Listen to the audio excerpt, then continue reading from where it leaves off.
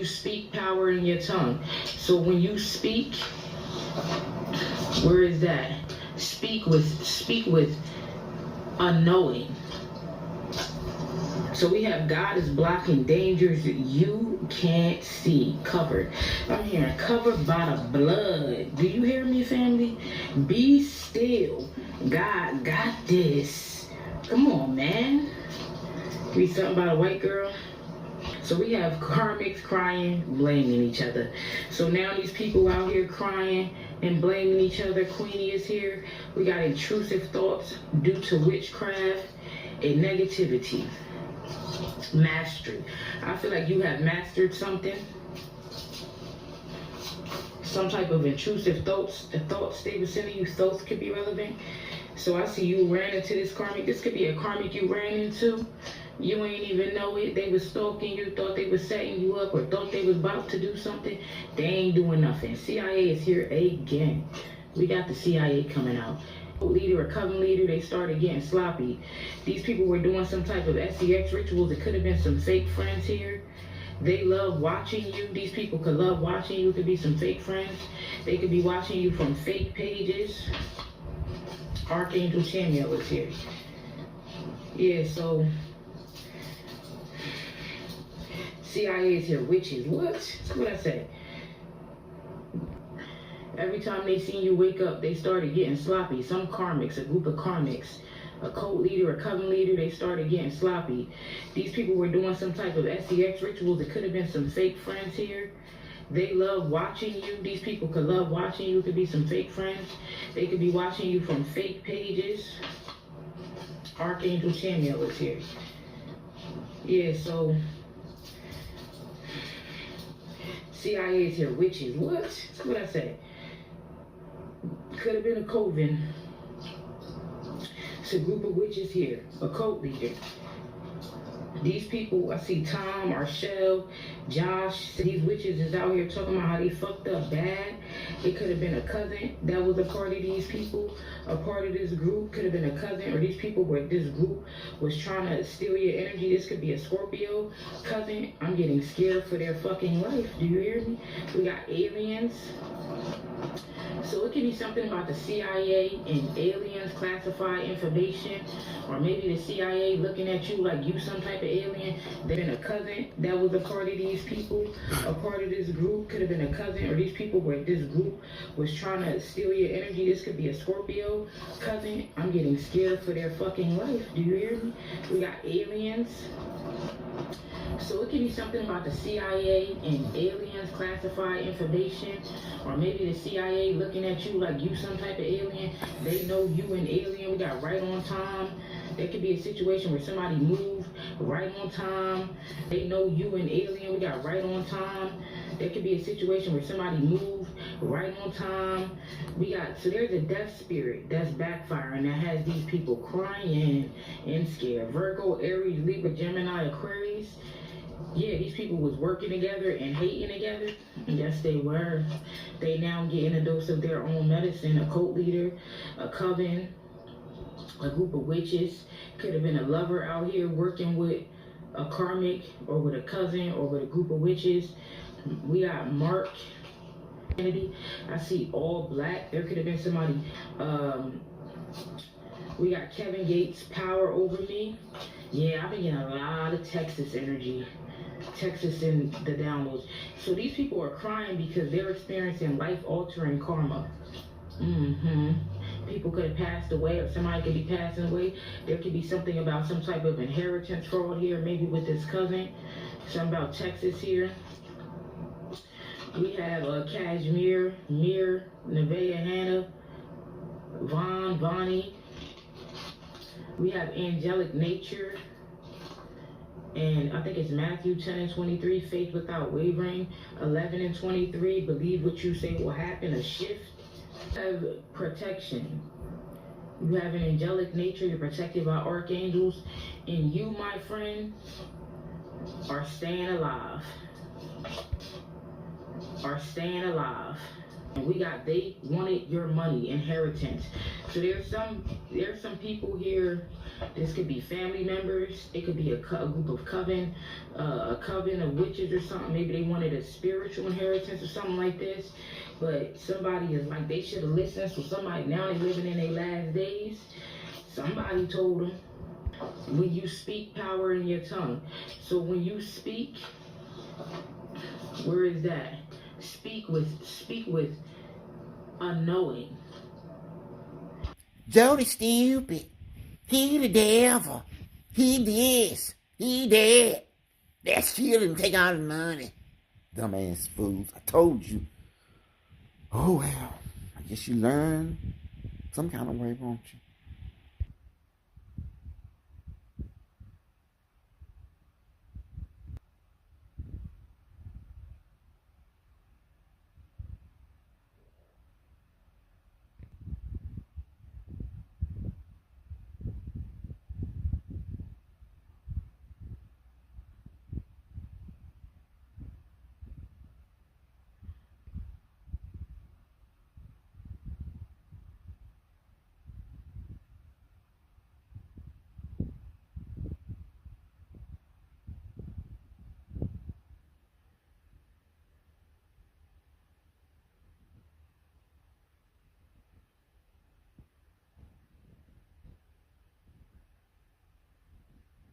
Who, despite pressure and despite calls for their arrests, left Texas to stop Republicans from passing a map that blatantly keeps Republicans and Trump in power.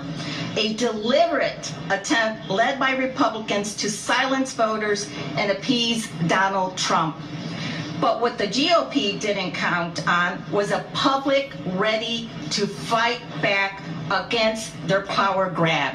A deliberate attempt led by Republicans to silence voters and appease Donald Trump. But what the GOP didn't count on was a public ready to fight back against their power grab. Or legislators will put themselves on the line for their constituents. As chair of the Democratic Party of Illinois, I must say I am proud to welcome Texas House Democrats to our state.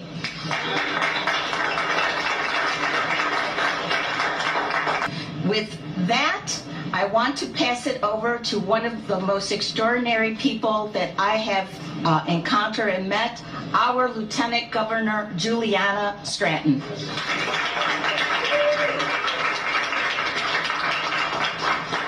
Thank you so much, Chair Hernandez, and good morning, everyone. I'm Juliana Stratton. I'm proud to serve as Lieutenant Governor of Illinois, and I'm honored to be running for the United States Senate. To my friends from Texas, well, I'm glad to welcome you all to the great state of Illinois. I wish we were coming together under different circumstances. We're here today not because we want to be, but because we have to be. Right now, we are facing the voting rights fight of our lifetime. Donald Trump and Texas Republicans are staging a blatant attempt to strip away voting rights and rig the next election. Texas families are still recovering from devastating floods. Americans nationwide are suffering under rising prices and cuts to health care and food assistance. But Trump and Texas Republicans are choosing to ignore the needs of their constituents and focusing on further rigging the system for their own advantage. And there's no line they won't cross. Governor Abbott has even called for duly elected representatives to be hunted down and arrested. That is authoritarianism, and all of us should be outraged. It's not lost on me that it's Black and Latino communities who will disproportionately be silenced by this attack. Tomorrow marks the 60th anniversary of the Voting Rights Act, which was specifically designed to prohibit racial discrimination in voting. That progress was only possible because people were brave enough to fight for it. People like my dad, Henry, a Navy veteran, who marched from Selma to Montgomery 60 years ago because voting rights were under attack. But here we are in 2025, Trump and Republicans will stop at nothing to roll back that progress. This is personal to me because my 92-year-old dad, Henry, has passed the baton to me. We have a message for President Trump and Governor Abbott. We are watching you. In Illinois, we don't sit on the sidelines. In Illinois, we don't take kindly to threats. And in Illinois, we fight back. If Trump and Texas Republicans won't play by the rules, we will look at every option available to stop their extreme power grab, and nothing will be off the table. That's right. Friends, I assure you that while you're here in Illinois, we will do everything in our power to support you and protect you, because this isn't just about Texas. It's not just about Illinois. It's about every American having the right to be heard. Now is the time for fighters to be bold, unflinching, and fearless as we stand up for our democracy. And that's what we'll continue doing in Illinois. And we're proud to stand shoulder to shoulder with our friends in Texas in this fight. And with that, it is now my honor to pass it over to a true champion for democracy, who also happens to be the best governor in the nation, Governor J.B. Krst.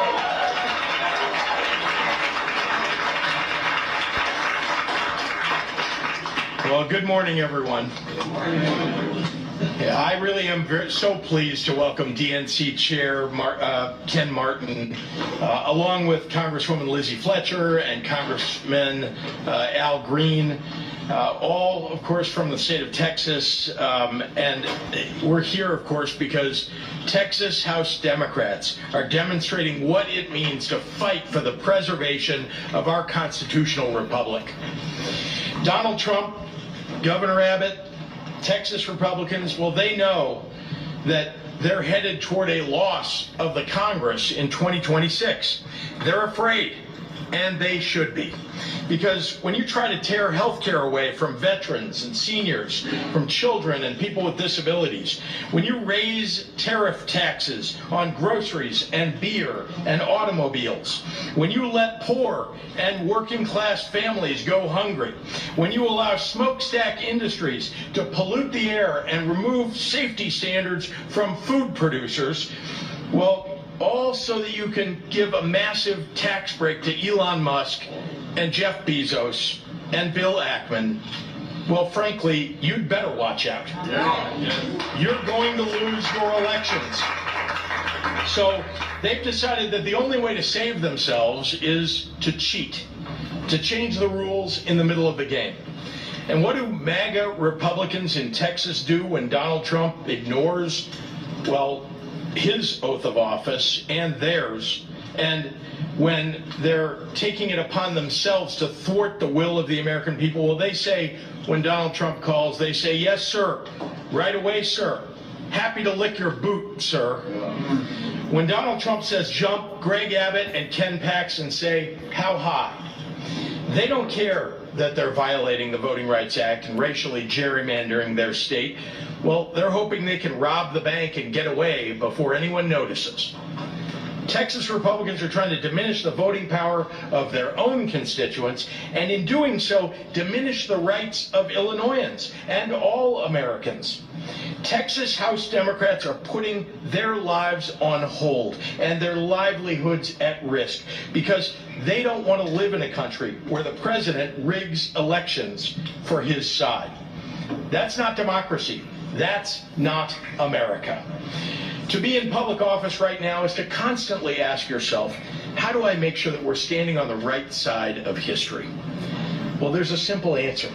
The wrong side of history will always tell you to be afraid. And the right side of history will always expect you to be courageous. Texas House Democrats are leading the way in choosing courage and country over politics and party. That's what it means to fight for what's right. And I love this country too. And I love it so much that I'm going to fight for it too, right alongside my heroes, the Texas House Democrats. So the state of Illinois is proud to stand side by side with these brave Texas Democrats, heroes in the battle to save our democracy. Ladies and gentlemen, I want to introduce the leader of the National Democratic Party, the great Ken Martin. Ken? I want to thank Governor Pritzker, of course, Lieutenant Governor Stratton, and Chairwoman Hernandez. Most importantly, I want to thank the patriots behind me. You know, patriotism means standing up for our Constitution in this time when it's under assault from people throughout this country, including our President of the United States. Let me tell you something, though. You heard it from the governor. Democrats are fighting back. We're not rolling over. And I've been saying to these Texas Republicans, if you want a showdown, well, you're going to get a showdown. And here it is right now here in Illinois. Unlike Texas Republicans who held just one hearing on flood response, but 8 hearings on rigging maps, Texas Democrats are doing their damn jobs. They're standing up for the Constitution. They're standing up for the democracy. They're standing up for the voices of their constituents. There is nothing more American than calling out corruption, blasting bullies who seek to harm others, and defending democracy and the will of the voters. We are here on the eve of the 60th anniversary of the Voting Rights Act to once again stand up for fairness and justice. Because just as the icons of the civil rights movement marched, protested, and got into good trouble, just as Dr. King and Fannie Lou Hamer and John Lewis fought to ensure that Americans could access the ballot regardless of the color of their skin, so too are these courageous Texas House Democrats standing up and fighting back against a racial gerrymandering scheme to disenfranchise Black and Latino voters, all to desperately hold on to Congress in the midterms. I am here because the DNC is standing shoulder to shoulder with them every single step of the way. And let me tell you something. We are supporting them not because it's a political fight, although it is, not because it's a necessary fight, although it is. We are supporting them because this is a moral fight, a fight worth fighting with every tool at our disposal, a fight for the fundamental value that voters should get to choose their leaders, not the other way around. Now, our message today is simple. It didn't have to be this way. It did not. It did not have to be this way. But you put the fight, and goddamn, we're gonna give you one. Individuals and families affected by the devastating floods in Krst County. He did. He could have said no to Donald Trump and refused to redraw the electoral map in Texas. He didn't. It's clear that Republicans would rather play politics with our elections than support flood victims. They'd rather cheat than try to campaign on their failing record, a failing record which, by the way, includes voting for Trump's budget bill, which rips away health care for up to 1.7 million Texans. Republicans are running scared that voting for this monstrosity will make them lose their majority, and it certainly will. Which is why they're trying to disenfranchise Texas voters by packing and cracking them into districts to dilute their voting power, a clear and blatant violation of the Voting Rights Act. Now, I want to be very clear about this. The Trump-Abbott gerrymander is a test case for the rest of the country. What Republicans are trying to do in Texas is a model for other red states to lie, cheat, and steal their way to victory. They don't give a damn about the will of voters or their needs. In fact, they'd rather bend the knee to Donald Trump in Washington, D.C. than advocate for Texas. It's insulting, it's shameful, and it's wrong. And as I've said, Democrats are going to fight this tooth and nail, and until the will of the voters is respected. This is not the Democratic Party of your grandfather, which would bring a pencil to the knife fight. This is a new Democratic Party. We're bringing a knife to a knife fight, and we are going to fight fire with fire. We will not let Republicans succeed in their efforts to gerrymander the map and tilt the election in their favor. I want to thank all of those who are here in solidarity with our brothers and sisters in the Texas House Democratic Caucus who have broken quorum to prevent this illegal Republican gerrymander from going through. And with that, it is my great honor to introduce one of those brave patriots, true patriot, State Representative Ramon Romero from Fort Worth.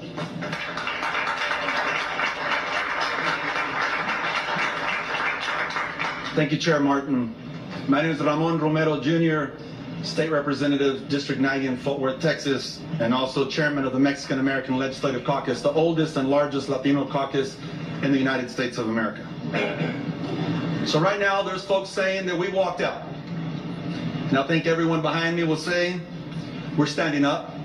And as Texans would say, we're standing tall. There's others that are saying and warning us that they're going to arrest us or make us pay fines. I'll pay that price for America. And I think everyone behind me would say they would do the same. That would be a very small price to pay for what we would save for these Americans that have fought so hard and against the maps that aim directly at black and brown voices. Tomorrow marks 60 years since the Voting Rights Act was signed into law, and that law that was born out of sacrifice of people bleeding, marching, and even dying for the right to vote. And now here we are one day before that anniversary, watching Trump try to destroy it. That would be a very small price to pay for what we would save for these Americans that have fought so hard and against the maps that aim directly at black and brown voices. And against the maps that aim directly at black and brown voices. Directly at black and brown voices. And against the maps that aim directly at black and brown voices. Tomorrow marks 60 years since the Voting Rights Act was signed into law, and that law that was born out of sacrifice of people bleeding, marching, and even dying for the right to vote. And against the maps that aim directly at black and brown voices. Tomorrow marks 60 years since the Voting Rights Act was signed into law, and that law that was born out of sacrifice of people bleeding, marching, and even dying for the right to vote. Americans that have fought so hard and against the maps that aim directly at black and brown voices. Tomorrow marks 60 years since the Voting Rights Act was signed into law, and that law that was born out of sacrifice of people bleeding, marching, and even dying for the right to vote. And now here we are one day before that anniversary, watching Trump try to destroy it. And that law that was born out of sacrifice of people bleeding, marching, and even dying for the right to vote. And now here we are one day before that anniversary, watching Trump try to destroy it. And that law that was born out of sacrifice of people bleeding, marching, and even dying for the right to vote. And now here we are one day before that anniversary, watching Trump try to destroy it. What do the white people owe the black people? It makes it even more important that everybody know that you need to stick up for yourself so that nobody ever does that ever again, because it was wrong back then, and if somebody's doing it now, it's wrong now, but at least we have a law that keeps people from doing that. Well, now, I've got a question. This is not a facetious question. This is a real, true question. What do the white people owe the black people? I think that's a stupid question. You know, nobody owes anybody anything. You know, well, I just wanted to say it. You know, but see, I don't know where that question comes from, because that's not what I'm talking about. If that's what you're talking about, then we ain't having the same conversation. I'm telling you what is a fact. We're not talking about owing anybody anything.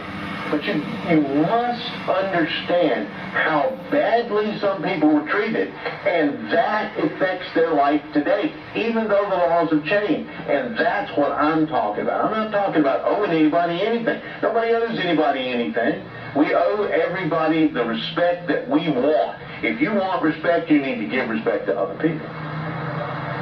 Well, when coming up in my day, you didn't automatically get respect. And it's different nowadays.